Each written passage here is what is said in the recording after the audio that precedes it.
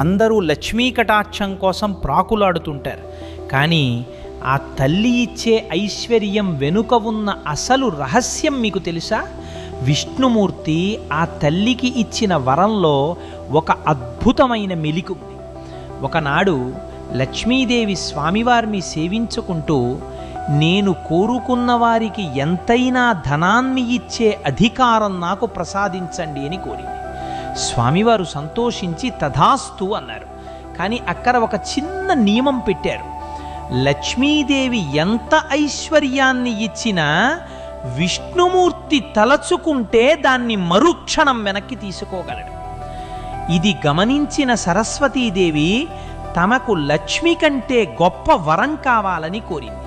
అప్పుడు స్వామివారు, తల్లి, నీవు ఇచ్చే జ్ఞానాన్ని మాత్రం ఈ సృష్టిలో నేను కూడా వెనక్కి తీసుకోలేను అని వరం